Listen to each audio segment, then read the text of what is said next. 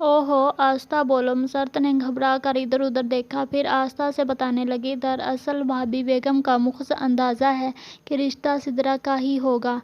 नमान भाई की बेगम ने खुसूसन किसी का नाम नहीं लिया, सो फायजा को शायद कुछ उम्मीद हो। नमान भाई की बेगम कौन?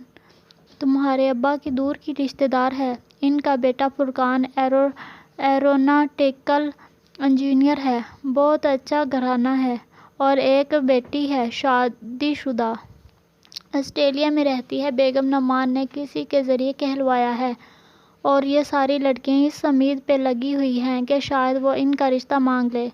व्हाट रबश।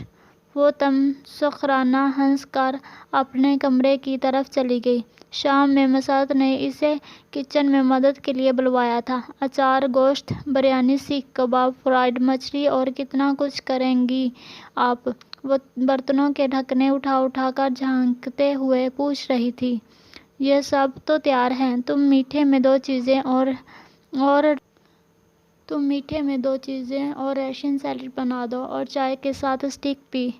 चाय भी और खाना भी? वो कमर पे हाथ रख के हैरत से बोली। इतना कुछ किस लिए? क्या इतना रिश्तों का काल था सिदराबाजी के लिए? ओहो आस्था बोलो, मैं किसी से डरती थोड़ी हूँ, अभी जाकर मुंह पे भी कह सकती हूँ, और तुम्हारे इस कहने पे बातें तो मुझे सुननी पड़ती है महमल। वो थकन से अजरदा सी बोली तो वो खामोश सी हो गई, फिर दुपट्टे की गिरा कस कर काम में जुट गई।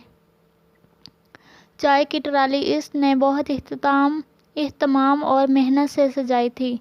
इस वक्त भी वो पंजों के बल बैठी ट्राली के निचले हिस्से में प्लेट्स सेट कर रही थी जब महताब ताई कुछ कहती हुई किचन में दाखिल हुई। सिदरा इनके पीछे थी। सब तैयार हैं जी? इसने बैठे बैठे गर्दन उठाई। महताब ताई कदरे उजरत में नजर आ रही थी। ठीक है सिदरा, तुम ये ले जाओ। और मिठाई किधर है? मेरा ख्याल है चाय के बाद ही बात पक्की कर देते हैं, मिठाई तब तक सेट कर लेना। वो तो रिश्ता मांगने आई हैं ताई, बात इतनी जल्दी पक्की कर देंगी आप? वो हैरान सी हाथ झाड़ती खड़ी हुई, और ताई भी किसी और मूड में थी, सो बताने लगी। हाँ तो अब मज़ीद क्या इंतज़ार? लड़का इतना अच्छा और खुश शक्ल है, फिर हमारे पास कोई कमी थोड़ी है। मंगनी आराम से महीने दो महीने तक करेंगे, और शादी साल डेढ़ तक। ऐसी धूमधाम से शादी करूँगी कि सिदरा की के ज़माना देखेगा। इनके ना अंदाज से तकब्बर की बू आती थी। एक लम्हे को महमल का दिल चाहा, नफीस सी वो खातून जो ड्राइंग रूम में बैठी है, वो सिदरा को नापसंद करके चली जाए, और ताई सदमे से बीमार पड़ जाए। आखिर खुद पे ये गासब लोग कैसे अच्छे लगते हैं, मगर शायद इधर तो सारे प्लान बन चुके थे। सिदरा नाजुक हील की टुक करती ट्राली धकेलती ले गई, और वो खाली किचन में खामोशी से कुर्सी पे बैठ गई। मसरत भी मेहमानों के पास थी। जाने कैसे ताई को इनके फर्द होने का ख्याल आया था और इनको वहीं बैठा लिया। Tissue महमल, tissue. नाइमा चाची ने ज़ोर से आवाज़ लगाई तो वो तेज़ी से उठी। टिशू रखना भूल गई थी। उफ। वो टिशू का डब्बा उठा कर भागी। बस लाउंज में लम्हे भर को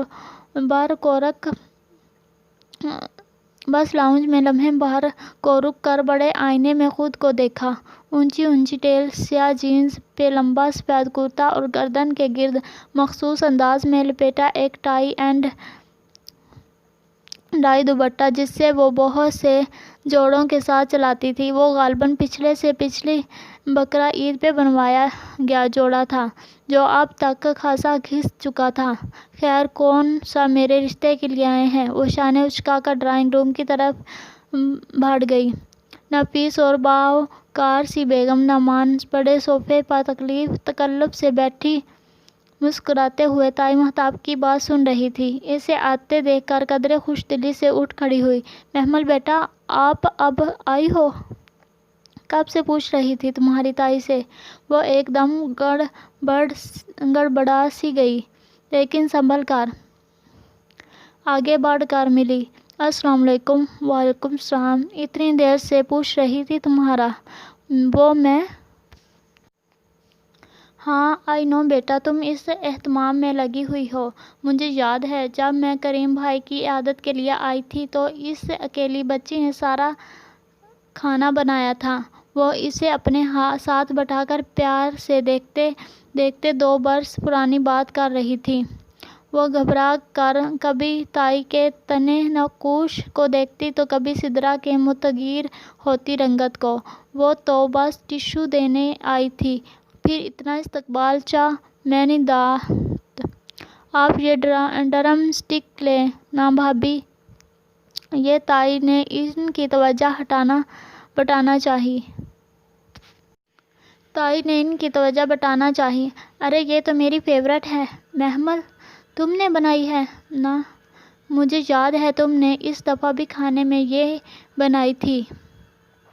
اور فری بیٹی اسپیشلی تم سے ریسپی پوچھ کر گئی تھی اور اسے سمجھ میں نہیں آ رہا تھا کہ کیا کرے۔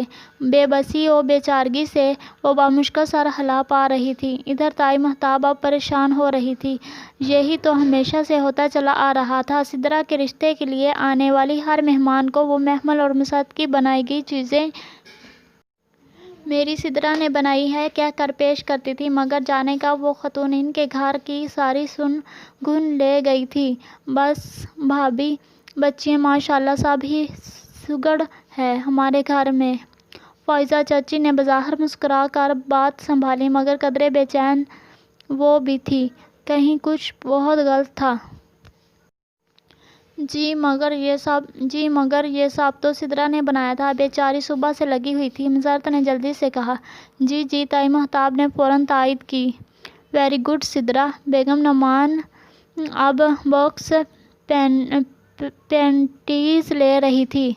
یہ باکس پینٹیز تو بہت اچھی بنائی ہے سدرا، اس کی فلنگ میں کیا کیا ڈالا ہے؟ اور سدرا کے تو فرشتوں کو بھی علم نہ تھا کہ باکس پینٹیز میں ڈلتا کیا کیا ہے۔ وہ ایک دم کنفیوز ہو کر ماں کی شکل دیکھنے لگی۔